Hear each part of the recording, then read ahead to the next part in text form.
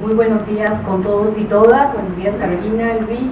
La verdad, agradecer al programa Pro Descentralización por la oportunidad de poder compartir con ustedes esta mañana algunas ideas vinculadas a lo que puede presentarse en el marco de un Estado unitario descentralizado, que es el conflicto entre normas nacionales y las normas que dan los gobiernos, que tienen que aprobar los gobiernos regionales, ¿no?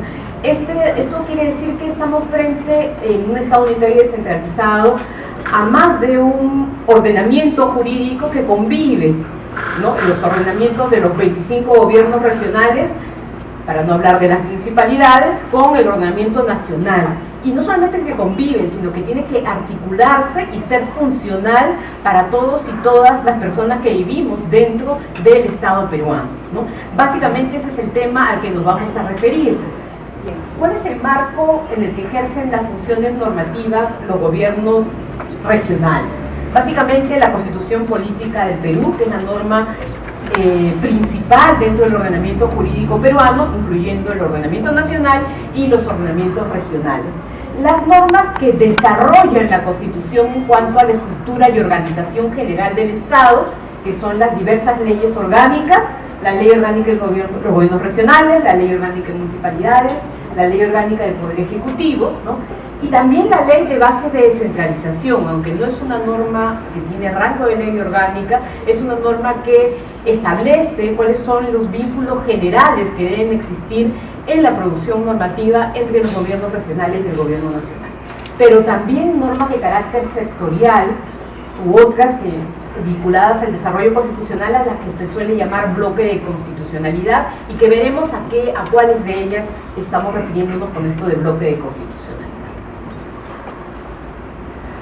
Ustedes ya lo han visto el día de ayer, el Estado peruano es un Estado unitario y descentralizado. ¿Qué quiere decir esto? Que es un único Estado, no estamos frente a un Estado federal, que son un Estado madre, o en todo caso conformado por estados pequeñitos. No, estamos frente a un Estado que decide tener una organización y una gestión descentralizada, y para ello se dota, a través de un reconocimiento constitucional, de autonomía política, administrativa y económica a los gobiernos descentralizados. Y esta autonomía es reconocida para que puedan cumplir sus funciones dentro del territorio que les corresponde gestionar, ¿no? Y aquí va uno de los elementos esenciales dentro de lo cual ejercen sus funciones normativas los gobiernos regionales, que es la autonomía. ¿Hasta dónde llega la autonomía? Sé que lo han visto ayer, y solo para quedarnos con algunas ideas. La autonomía es una garantía brindada en la Constitución a los gobiernos descentralizados, en este caso a los gobiernos regionales, para que puedan cumplir con sus funciones en el territorio. ¿Qué funciones? Aquellas que están encargadas o asignadas por la Constitución y que están desarrolladas en la Ley Orgánica de Gobiernos Regionales. ¿Solo en ellas? No solo en estas normas, también lo veremos, hay normas sectoriales que atribuyen funciones a los gobiernos regionales, ¿no? Entonces, para cumplir esas funciones vinculadas a la prestación del servicio de salud, la prestación del servicio de educación, la promoción del desarrollo económico en sus territorios, requieren un nivel de autonomía, ¿no? Administrativo para organizarse, ¿no? En tanto, eventualmente los territorios son distintos y requieren una organización de repente eventualmente distinta, ¿no? Y además esa autonomía no debe entenderse como externa o exterior a las normas que hemos visto enumeradas en la primera filmina, ¿no? Es decir, se ejercen en el marco de la Constitución y las otras normas nacionales vinculadas con la organización del Estado y con la prestación de servicios, ¿no? Por ejemplo, antesala a la mesa conversábamos de, por ejemplo, una norma o un principio general que debe estar presente en la regulación regional, nacional, local, es el principio de igualdad y de no discriminación. ¿En qué? En todo, ¿no? Si se va a prestar el servicio educativo, ¿no? Debe haber una condición general y de prestación general y que genere igualdad de oportunidades para todos y todos los niños, niñas y adolescentes que reciban el servicio educativo, ¿no? ¿Eso qué implica? Que, bueno, habrá normas generales dentro de las cuales, normas generales nacionales, dentro de las cuales ejercerán sus funciones en materia de educación los gobiernos regionales, ¿no? Por ejemplo, el aceptar a niños y niñas sin ninguna objeción vinculada a la raza, sexo, idioma, religión que tienen o que guardan en sus casas, ¿no? Sino que todos los niños y niñas del territorio, así tengan una condición de salud que algunos digan es sospechosa, no hemos visto muchos casos de discriminación por razones de niños, por la niña es portadora de VIH-Sida, ¿no? Entonces ese tipo de regulaciones que salga de un mandato regional es errado, porque se tiene que respetar el principio de igualdad.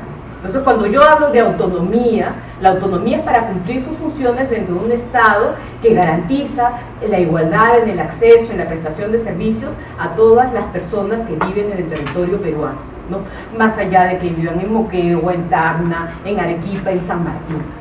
Entonces, esa es la idea de la autonomía. Dentro, no es una autarquía, sino dentro de un marco general que es el Estado nacional. Las normas regionales con rango de ley, esto es otro tema importantísimo, que lo van a ver y que es allí donde se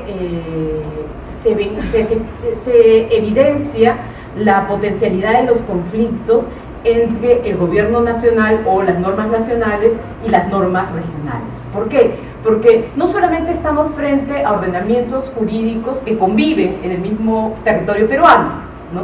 Sino que ordenamientos jurídicos que atribuyen la misma jerarquía normativa, ¿no? Es decir, después de la Constitución, las leyes.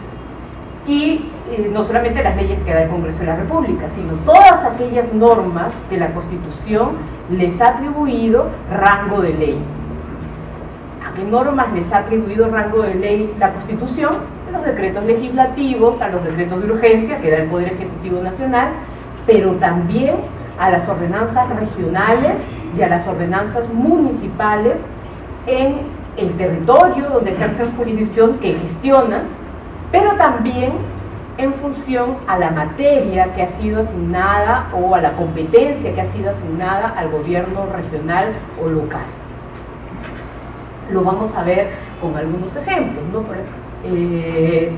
Dentro de la ley de bases de la descentralización y las leyes orgánicas que he mencionado, sobre todo la ley de bases de la ley orgánica de gobiernos regionales, se señala que hay competencias exclusivas y competencias compartidas, ¿no?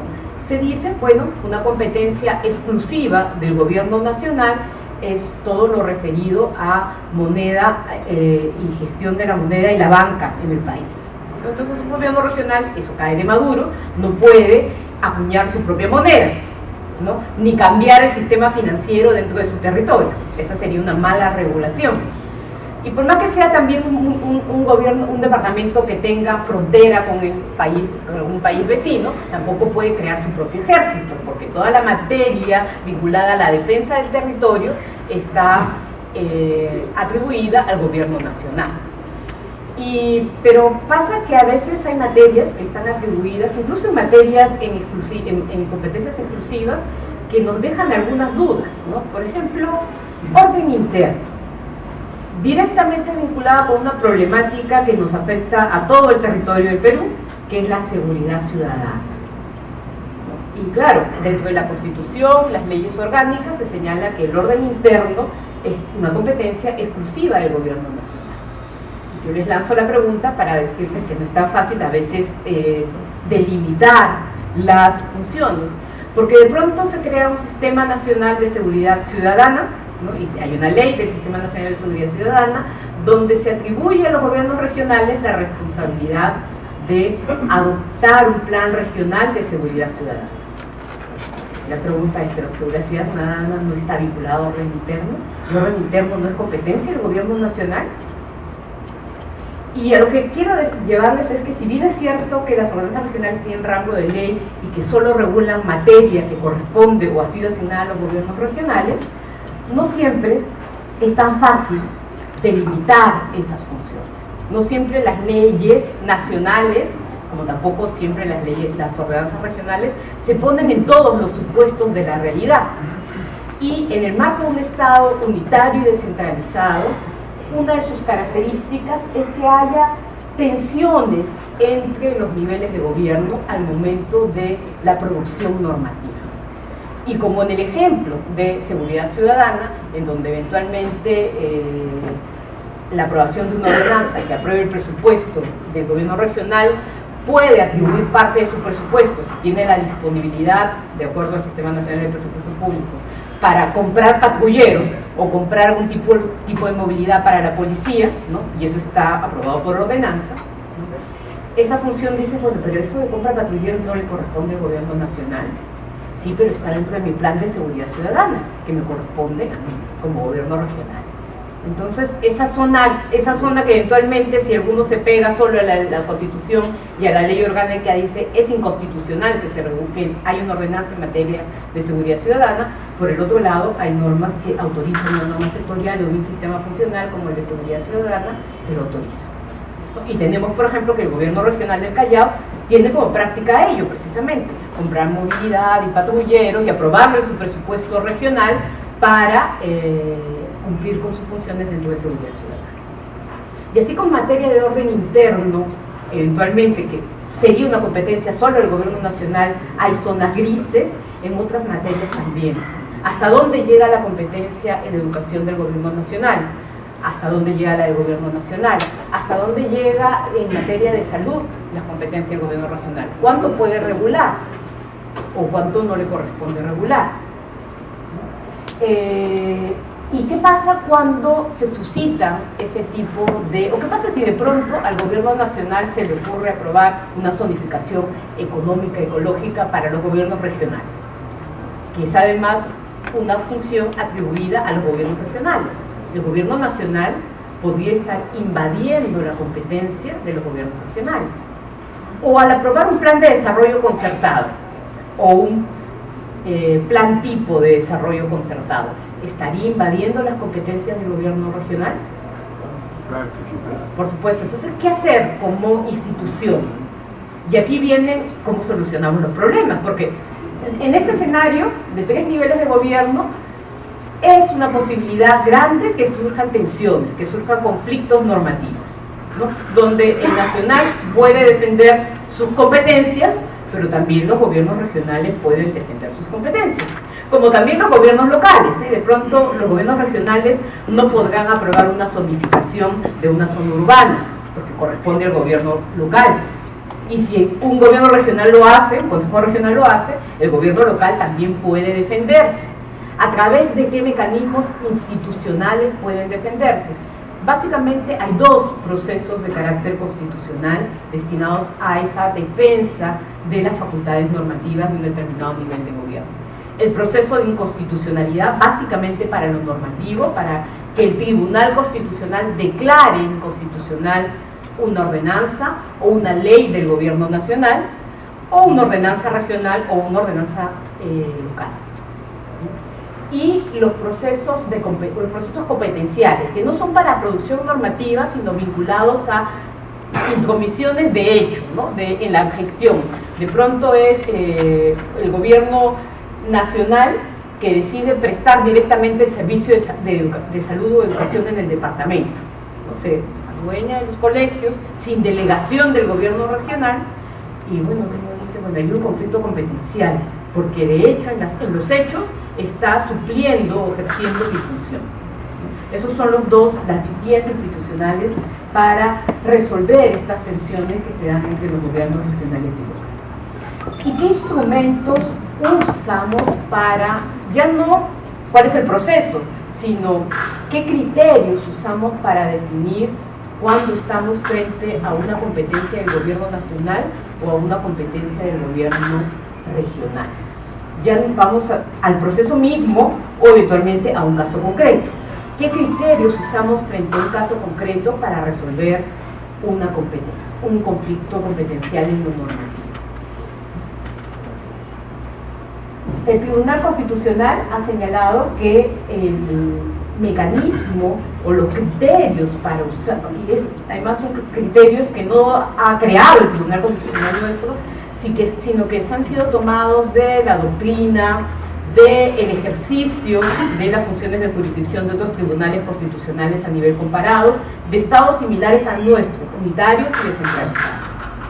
El criterio que ha adoptado o la metodología que ha adoptado nuestro Tribunal Constitucional para resolver este tipo de situaciones es el denominado test de la competencia, ¿no? Es decir, además de lo señalado en las normas como la Constitución, la Ley Orgánica de Gobiernos Regionales, la Ley Orgánica de Municipalidades, la Ley de Bases de la Descentralización, adicionalmente, el tribunal dice, adoptemos una metodología, una serie de pasos o pautas destinadas a en el caso concreto, indagar a quién corresponde la competencia de regular, por ejemplo, todo lo referido al cultivo de hoja de coca en el departamento, todo lo referido a ingreso o no ingreso de ropa usada en el departamento, la procedencia o no de un proyecto extractivo de gran magnitud,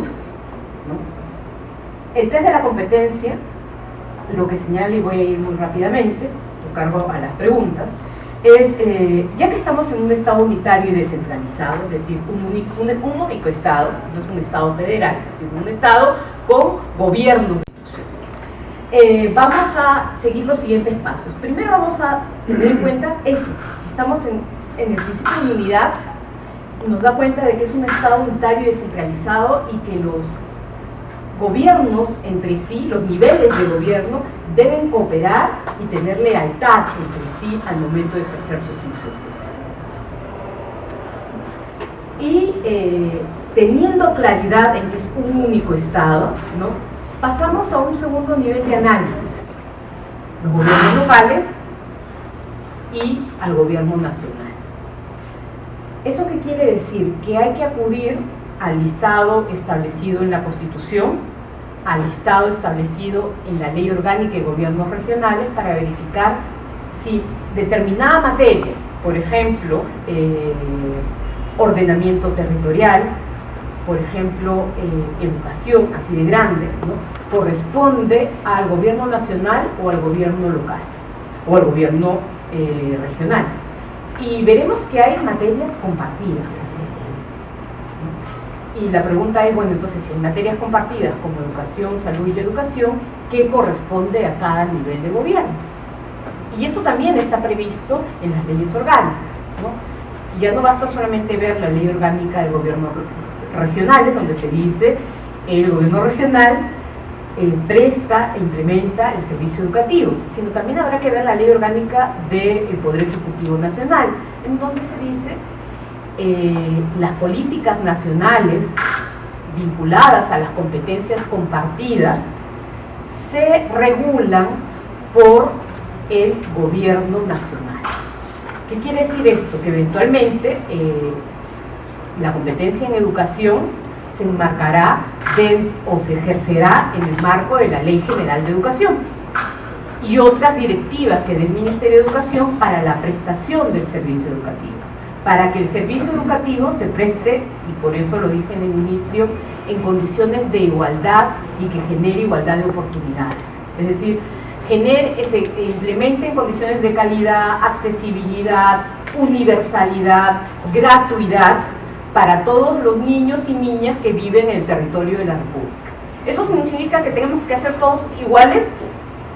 Sí, parcialmente. Lo básico, es decir, aquellos criterios básicos para la prestación del servicio educativo, como son gratuidad, como son universalidad, mandato de no discriminación, deberán ser igual en todos los gobiernos regionales. Entonces, ¿qué hacemos los gobiernos regionales? ¿Solo ejecutamos?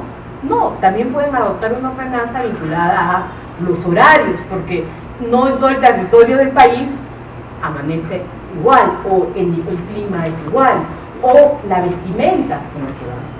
o algunos contenidos también vinculados al desarrollo productivo y económico de la zona, ¿no? Es decir, la característica de adaptabilidad la puede poner el gobierno regional, ¿no? Entonces, esa es la idea, ¿no? Ahora, ustedes han visto que yo he hablado de la Constitución, la Ley Orgánica de Municipalidades, la Ley Orgánica del Gobierno Regional, la Ley Orgánica, la Ley Orgánica del Poder Ejecutivo y la Ley General de Educación. ¿Por qué he tenido que recurrir a todas ellas? Y todas ellas forman lo que se llama el bloque de constitucionalidad, que es el criterio que dice el Tribunal Constitucional dentro de la lista de materias. La lista de materias no es solamente la lista del artículo 192 de la Constitución, sino todas aquellas normas que se desarrollan materia constitucional y que son importantes, decisivas para resolver el caso, y por ende forman una suerte de adobe o amasijo con la Constitución en cuanto bloque de constitucionalidad. Entonces, la lista de materias también hay que buscarla en ese bloque de constitucionalidad. Y dentro del principio de competencias, vinculado al principio de unidad, está, si no encontramos ni en la Constitución, ni en la ley orgánica correspondiente, ni en el bloque de constitucionalidad, una disposición específica sobre la materia, no existe, no está regulado. Lo que el tribunal ha dicho, dado que estamos frente a un Estado unitario y descentralizado, ante la falta de regulación, el principio de taxatividad o cláusula residual de cierre de un Estado unitario y descentralizado es que si no está regulado en la lista de materias, esa función corresponde al gobierno nacional, al ser un Estado unitario y descentralizado. ¿Eso va a ser siempre así? No, porque como estamos en el marco de un proceso de descentralización, la idea es que pronto esa lista residual, o cuando se vayan transfiriendo todas las funciones, la residualidad vaya en sentido contrario, que cuando no hay una reserva, ¿no?, vaya al gobierno más cercano a la población. Por el momento que estamos a mitad del proceso es ello, ¿no?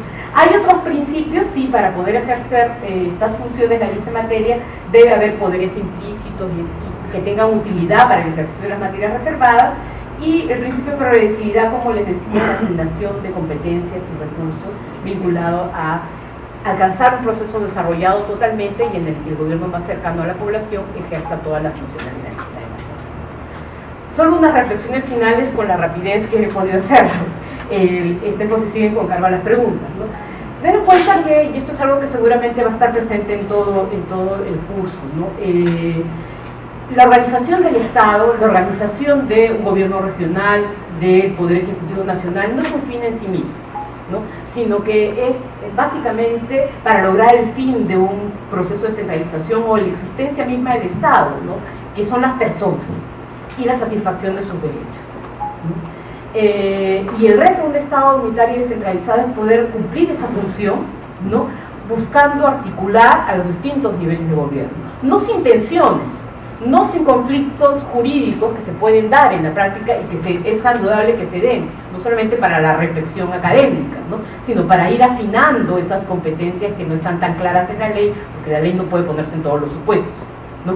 Pero que esa resolución de conflictos se dé a través de vías institucionales, ¿no? Es decir, que ustedes como Consejo Regional, por ejemplo, frente a lo que consideran una norma inconstitucional del gobierno nacional, le digan a su presidente o presidenta regional no a tomar la carretera, ¿no?, sino a plantear una demanda de inconstitucionalidad ante el Tribunal Constitucional, porque ustedes tienen como gobierno regional la competencia de pedirle al presidente regional, y el presidente regional tiene la facultad para plantear un proceso de inconstitucionalidad en aquellas materias que son de su competencia.